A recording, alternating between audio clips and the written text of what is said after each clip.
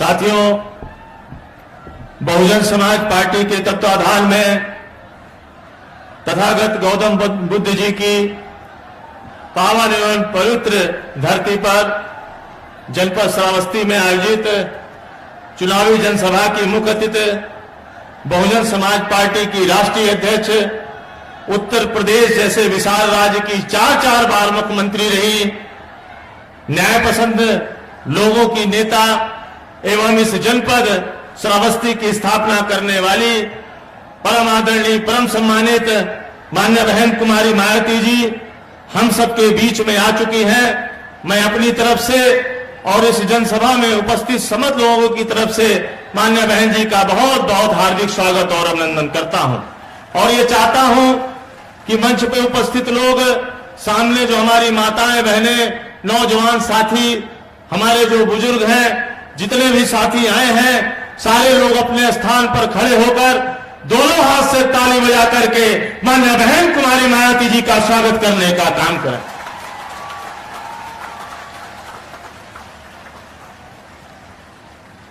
साथियों, मैं चाहूंगा कि हमारे बीच में कैसरगंज लोकसभा के हमारे प्रत्याशी श्री नरेंद्र पांडे जी हैं। आप जो हमारा आपका सबका चुनाव निशान है, हाथी भेंट करके मान्य बहन जी को हाथी भेंट करने का काम करें। जल्दी जाइए।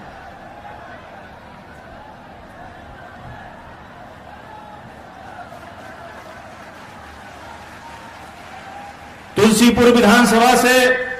पूर्व में चुनाव लड़े भाई विधानसभा का भाई भुवन प्रताप सिंह जी से चाहूंगा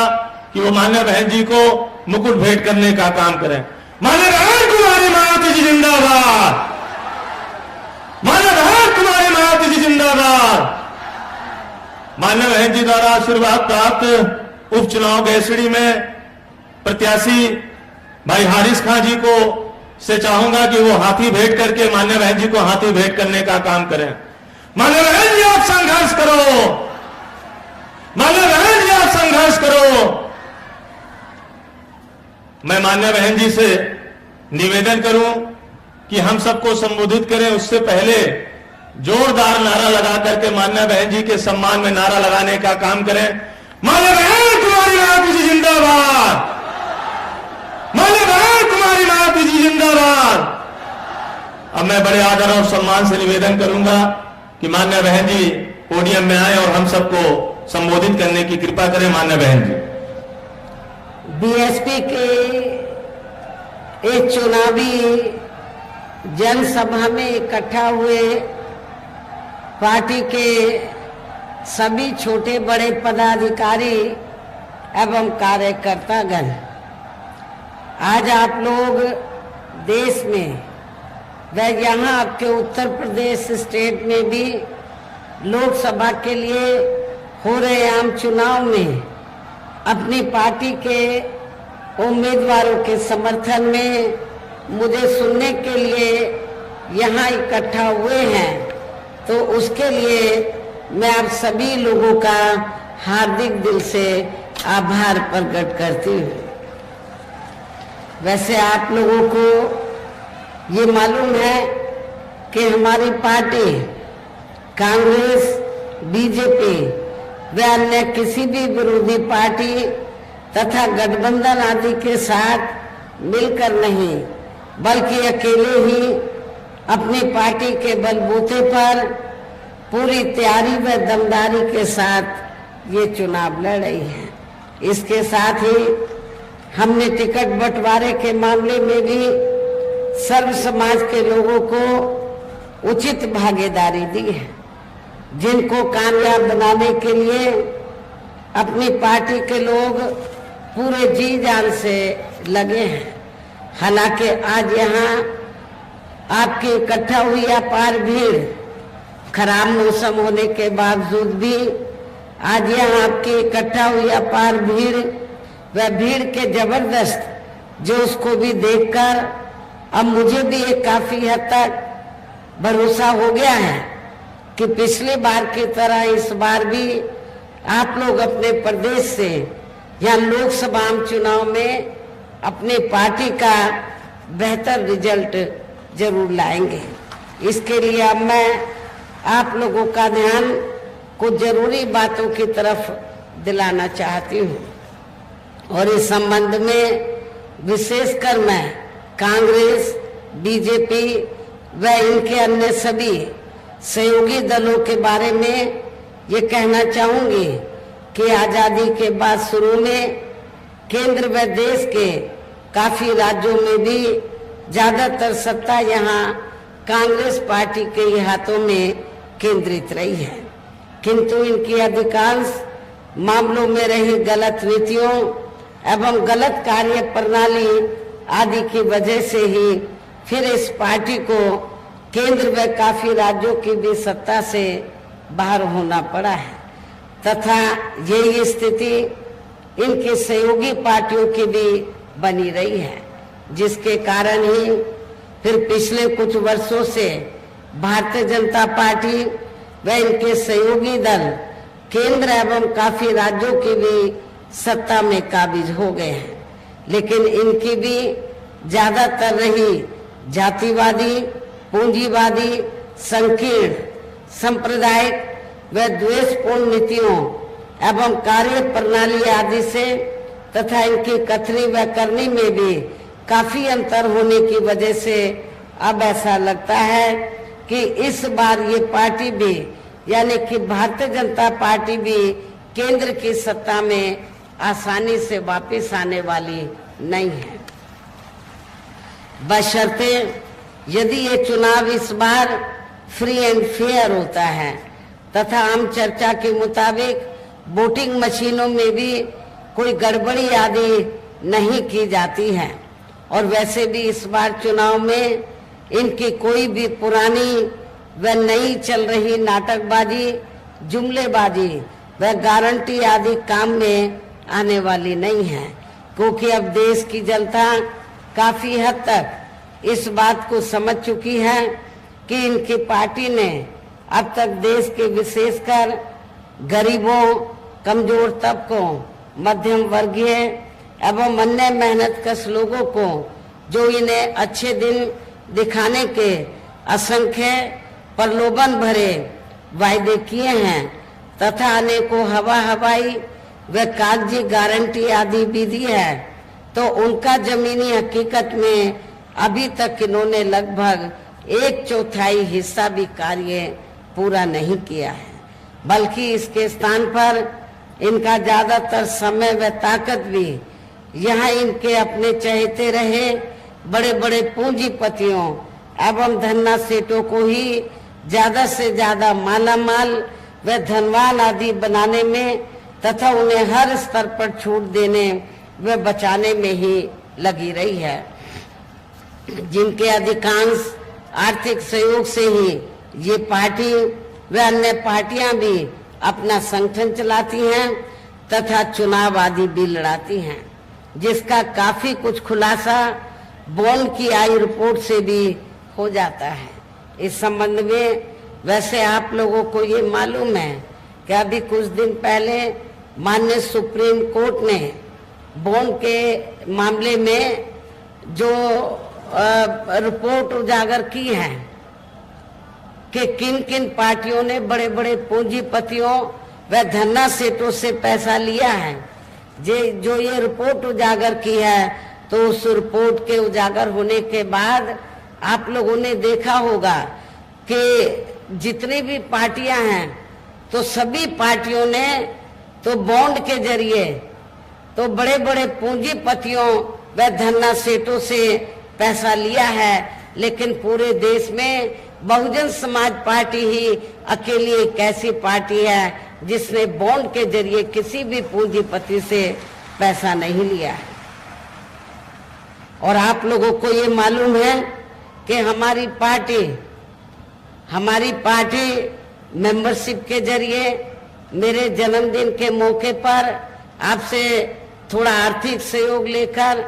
या थोड़ा और चंदा इकट्ठा करके तो अपने संगठन को चलाती है और चुनाव आदि भी लड़ाती है। दूसरी पार्टियों की तरह बड़े बड़े पूंजीपतियों व धन्ना सेठों से पैसा आदि नहीं लेती है इसके साथ ही अब ऐसा लगता है कि कांग्रेस पार्टी की तरह ही बीजेपी ने भी केंद्र की तमाम सरकारी जांच एजेंसियों का ज्यादातर राजनीतिकरण ही कर दिया है। इसके अलावा देश के किसान वर्ग भी वर्तमान बीजेपी की सरकार में शुरू से ही अपनी विभिन्न समस्याओं को लेकर काफी ज्यादा दुखी व परेशान रहे हैं और अभी भी हैं। जबकि यूपी में 4 बार हमारी पार्टी की रही सरकार ने इनके हितों का भी हर स्तर पर विशेष ध्यान रखा है। हमने अपनी चारों हुकूमतों में तो चाहे छोटा किसान हो या फिर बड़ा किसान हो, हमने खासकर जो मझला किसान है, छोटा और मझला किसान, तो हमारी पार्टी की सरकार ने किसानों को तो समय से खेती करने के लिए साधन उपलब्ध कराए, सस्ते साधन उपलब्ध कराए और जो भी इनकी फसल हुई उस फसल का भी उचित दाम हमारी पार्टी की सरकार ने अपनी चारों हुकूमतों के दौरान दिया है। इतना ही नहीं बल्कि केंद्र में पूर्व की रही कांग्रेसी सरकार की तरह ही वर्तमान भाजपा सरकार में भी इनकी जातिवादी, हीन, सांप्रदायिक एवं पूंजीवादी सोच व नीतियों के चलते ही पूरे देश में सर्व समाज में से खासकर गरीबों, दलितों, आदिवासियों, पिछड़े वर्गों, मुस्लिम एवं अन्य धार्मिक अल्पसंख्यक समाज के लोगों का भी पूर्ण रूप से विकास व उत्थान आदि नहीं हो सका है। और इस संदर्भ में वैसे आप लोगों को ये मालूम है कि पूरे देश में यहाँ दलितों, आदिवासियों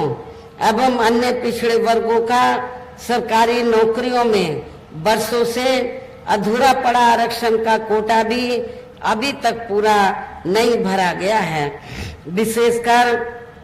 एससी व एसटी वर्गों के सरकारी कर्मचारियों का पदोन्नति में आरक्षण भी अब काफी हद तक प्रभावहीन ही बना दिया गया है। और जब समाजवादी पार्टी की यहाँ सरकार थी यूपी में, तो समाजवादी पार्टी की सरकार ने तो इसको यूपी स्टेट में बिल्कुल ही खत्म कर दिया था। साथ ही केंद्र व राज्यों में भी विरोधी पार्टियों की रही सरकारों में इन सभी वर्गों को प्राइवेट सेक्टर में आरक्षण दिए जाने की व्यवस्था किए बिना ही इनकी सरकारों के ज्यादातर सरकारी कार्य अब प्राइवेट सेक्टर के जरिए ही इनके बड़े बड़े पूंजीपतियों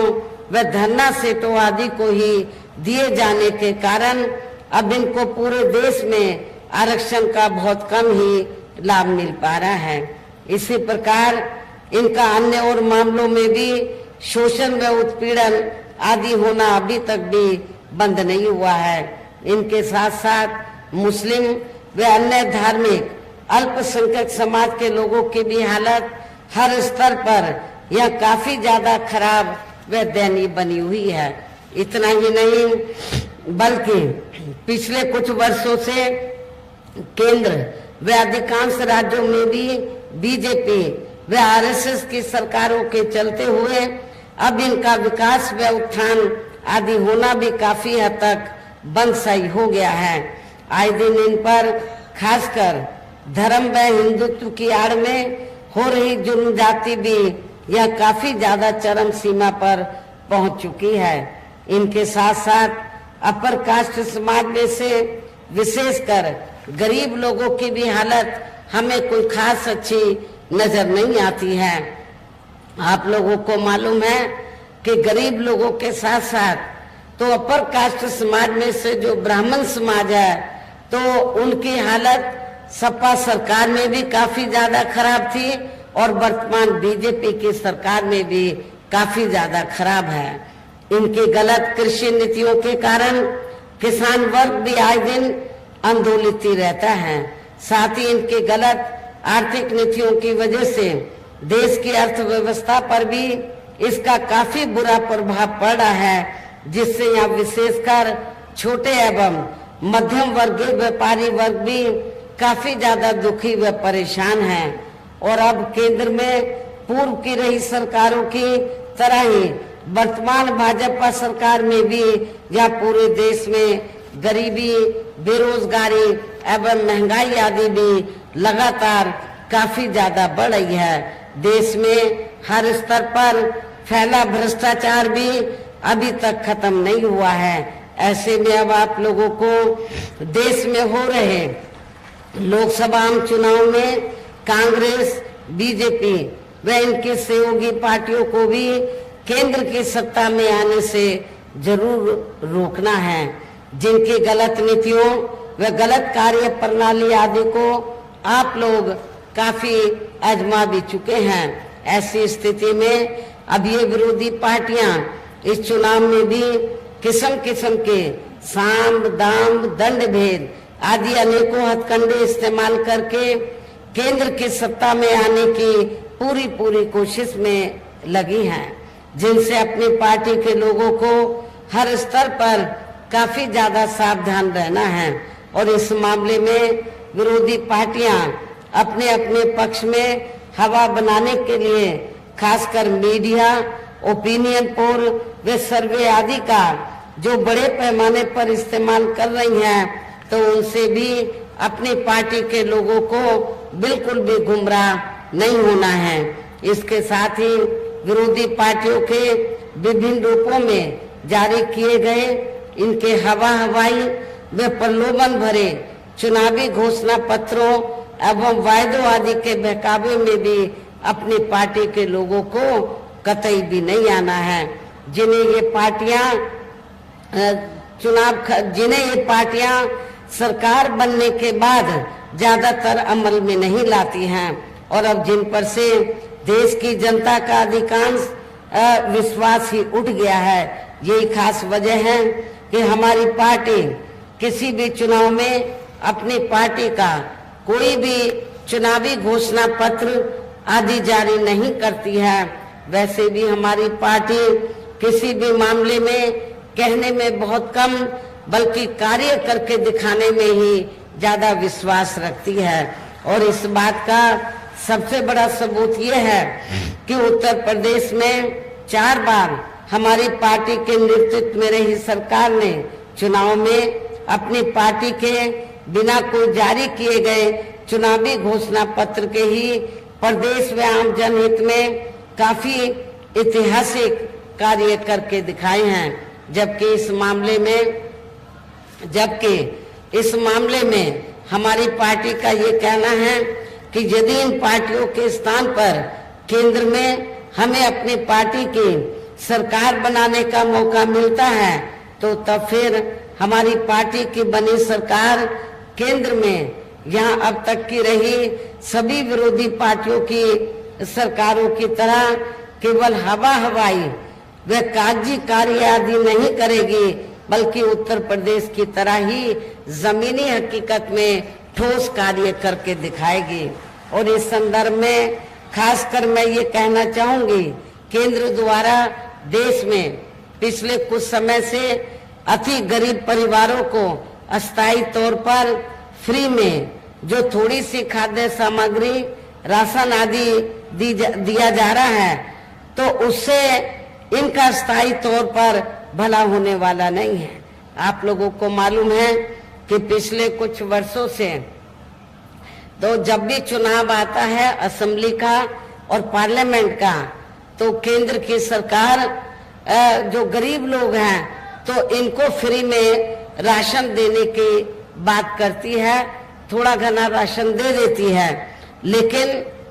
इसके बदले में जब इलेक्शन होता है तो भारतीय जनता पार्टी और आरएसएस के लोग करते क्या हैं, गांव-गांव में जाते हैं और गांव-गांव में जाकर जो हमारे गरीब लोग हैं, सर्व समाज में से जो गरीब लोग हैं, उनको ये कहते हैं कि देखो बीजेपी ने, श्री नरेंद्र मोदी जी ने आपको फ्री में राशन दिया है, आपने बीजेपी व श्री नरेंद्र मोदी का नमक खाया है, इसको आपको बीजेपी को वोट देकर जरूर अदा करना चाहिए। लेकिन मैं आप लोगों को ये बताना चाहती हूँ, इसमें रत्ती भर भी सच्चाई नहीं है, क्योंकि आप लोगों को जो फ्री में राशन दिया जा रहा है ये बीजेपी की मेहरबानी नहीं है, श्री नरेंद्र मोदी जी की मेहरबानी नहीं है। ये अपने जेब से आप लोगों को फ्री में राशन नहीं दे रहे हैं, बल्कि जो टैक्स से आपका पैसा जमा होता है, जनता का पैसा जमा होता है, उस टैक्स के पैसे से ही आप लोगों को फ्री में राशन दिया जाता है। इसलिए आप लोग जो है उनका नमक नहीं खा रहे हैं, अपने टैक्स का नमक खा रहे हैं। इसलिए आप लोगों को इनके बहकावे में कतई भी नहीं आना है। और वैसे भी इनकी ये जटिल समस्या, गरीब लोगों की ये जटिल समस्या देश में हर हाथ को काम देने से ही केवल दूर हो सकती है, जिसकी तरफ हमारी पार्टी की बनी सरकार विशेष ध्यान देगी। साथ ही देश में पिछले कुछ वर्षों से आए दिन बढ़ रही गरीबी, बेरोजगारी व महंगाई आदि से भी जनता बहुत ज्यादा दुखी व परेशान है, जिसे भी आर्थिक नीतियों में तब्दीली करके जरूर दूर किया जाएगा। धर्म की आड़ में, हिंदुत्व की आड़ में पिछले कुछ वर्षों से खासकर मुस्लिम समाज के लोगों का द्वेष की भावना से जो इनका काफी ज्यादा शोषण व उत्पीड़न आदि किया जा रहा है, तो उसे भी जरूर रोका जाएगा। और ये सब हमने अपने यूपी की रही सरकार में करके भी दिखाया है। जब 4 बार मेरी हुकूमत बनी तो हमने अपनी हुकूमत के दौरान कोई भी हिंदू मुस्लिम दंगा फिसाद नहीं होने दिया है। इसके अलावा हमने यूपी में सर्व समाज में से गरीब एवं बेरोजगार लोगों को बेरोजगारी भत्ता आदि न देकर उन्हें बड़ी तादाद में रोटी रोजी के साधन भी उपलब्ध कराए हैं, जो अब ये कार्य भी अधिकांश ठंडे ही पड़े हैं, जिनकी फिर केंद्र में सरकार बनने पर हमारी पार्टी की केंद्र में सरकार बनने पर फिर प्राथमिकता दी जाएगी। कहने का तात्पर्य ये है, देश में इस समय हो रहे लोकसभा चुनाव में विरोधी पार्टियों के जारी किए गए इनके हवाई व प्रलोभन भरे चुनावी घोषणा पत्रों आदि के बहकावे में अब यह खासकर देश के अति गरीबों, मजदूरों, बेरोजगारों एवं अन्य मेहनतकश लोगों को बिल्कुल भी नहीं आना है। और अब इन्हें ऐसे सभी विरोधी पार्टियों को हर हालत में केंद्र की सत्ता में आने से जरूर रोकना है, जिनकी कथनी व करनी में काफी अंतर रहा है तथा जिन्हें ये लोग बरसों से आजमा भी चुके हैं। ऐसे में अब मेरा यही कहना है कि आप लोगों को अपने खुद के व अपने प्रदेश एवं देश के भी हित में अपने वोटों को यहाँ कांग्रेस, बीजेपी व अन्य विरोधी पार्टियों को न देकर केवल अपने एकमात्र हितैषी पार्टी बहुजन समाज पार्टी को ही देना है, जो ये पार्टी उत्तर प्रदेश की तरह ही केंद्र में भी अपनी पार्टी की सरकार बनने पर फिर पूरे देश में यहाँ अपनी पार्टी के सर्वजन हिताय व सर्वजन सुखाय की नीतियों पर आधारित ये सरकार चलाएगी। इसके साथ साथ केंद्र से जुड़ी आपके क्षेत्र की जो भी यहाँ स्थानीय समस्याएं होंगी तो उन्हें भी फिर दूर करने का हर संभव पूरा प्रयास किया जाएगा। साथ ही यहाँ गरीबों, मजदूरों, बेरोजगारों, कर्मचारियों, किसानों, छोटे व्यापारियों एवं अन्य मेहनतकश लोगों के हितों का भी विशेष ध्यान रखा जाएगा। सर्व समाज में से खासकर गरीबों, दलितों, आदिवासियों, पिछड़े वर्गों, मुस्लिम व अन्य धार्मिक अल्पसंख्यक समाज के लोगों के विकास एवं उत्थान के साथ साथ हर स्तर पर इनकी सुरक्षा आदि के लिए भी सख्त कदम उठाए जाएंगे। और तभी फिर यहाँ वास्तव में अपने देश के महान संतों, गुरुओं व महापुरुषों में भी विशेषकर महात्मा ज्योतिराव फूले, श्री छत्रपति शाहू जी महाराज, श्री नारायण गुरु, बाबा साहब डॉक्टर भीमराव अंबेडकर एवं मान्यवर श्री कांशीराम जी का अधूरा रहा सपना जरूर साकार हो सकता है, जिनको यूपी में हमारी पार्टी की रही सरकार द्वारा हर स्तर पर पूरा आदर सम्मान दिया गया है। इन्हीं खास बातों के साथ ही अब मेरा देश व आपके स्टेट के भी हित में, आपके क्षेत्र के भी हित में यही कहना है कि हमारी पार्टी ने या जिनको भी लोकसभा के लिए चुनाव के मैदान में उतारा है, जो आपके सामने मंच पर मौजूद भी हैं, तो उन्हें आपको जरूर, आप लोगों को जरूर कामयाब बनाना है, जिसके लिए यहाँ पार्टी के सभी स्तर के छोटे बड़े पदाधिकारी एवं कार्यकर्ता गण आदि पूरे जी जान से लगे हैं। और अब अंत में मेरा यही कहना है कि आप लोगों को वोट पड़ने वाले दिन यहाँ बीएसपी के अपने सभी लोकसभा उम्मीदवारों को, आपके क्षेत्र के बीएसपी के अपने सभी लोकसभा उम्मीदवारों को अर्थात श्रावस्ती लोकसभा की सीट से हमने श्री मुईउद्दीन अहमद खान उर्फ हाजी दद्दन खान को हमने चुनाव के मैदान में उतारा है। आप लोगों को ये मालूम है कि यहाँ पर मुस्लिम आबादी काफी ज्यादा है। दलितों के साथ साथ यदि मुस्लिम समाज के लोग अपना वोट नहीं बांटते हैं, एक तरफा बीएसपी के कैंडिडेट को दे देते हैं, तो दलित और पिछड़ों के साथ तो मैं आपको दावे के साथ कह सकती हूँ कि इनको कोई चुनाव जीतने से रोक नहीं सकता है। ये अच्छे वोटों के अंतर से जरूर चुनाव जीतेंगे। बहराइच जो सुरक्षित लोकसभा की सीट है, शुल्क कास्ट में विभिन्न जातियां हैं, हमने यहाँ से श्री ब्रजेश कुमार सोनकर को चुनाव के मैदान में उतारा है। ये पढ़े लिखे आपके साथी हैं, इनको भी आपको कामयाब बनाना है। कैसरगंज लोकसभा की सीट से अपर कास्ट समाज में से खासकर ब्राह्मण समाज से हमने श्री नरेंद्र पांडे को अपना प्रत्याशी बनाया है। गोंडा लोकसभा की सीट से हमने श्री सौरभ कुमार मिश्रा को चुनाव के मैदान में उतारा है। इनकी भी आबादी कैसरगंज गोंडा में ब्राह्मण समाज की आबादी काफी ज्यादा है। यदि ब्राह्मण समाज के लोग अपना वोट बांटने की बजाय बीएसपी के अपने उम्मीदवारों को दे देते हैं, तो फिर ये भी जरूर कामयाब होंगे। आपके इस देवी पाटन मंडल में विधानसभा गैसड़ी में बाई इलेक्शन हो रहा है, तो इस बाई इलेक्शन में हमने मोहम्मद हारिस खान को चुनाव के मैदान में उतारा है। मेरी आप लोगों से पुरजोर अपील है, आप लोगों से यही कहना है कि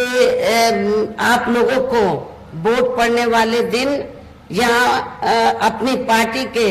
सभी लोकसभा उम्मीदवारों को बाई इलेक्शन में जो विधानसभा का चुनाव लड़े, उनको भी अपनी पार्टी के हाथी चुनाव चिन्ह के सामने वाले बटन को दबाकर इन सभी प्रत्याशियों को जरूर कामयाब बनाना है। इनको रिकॉर्ड तोड़ वोटों के अंतर से जरूर जिताकर भेजना है। इस खास अपील के साथ ही अब मैं अपनी बात यही समाप्त करती हूँ। जय भीम, जय भारत।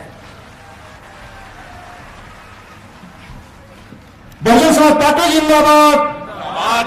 बहुजन समाज पार्टी जिंदाबाद, जिंदाबाद,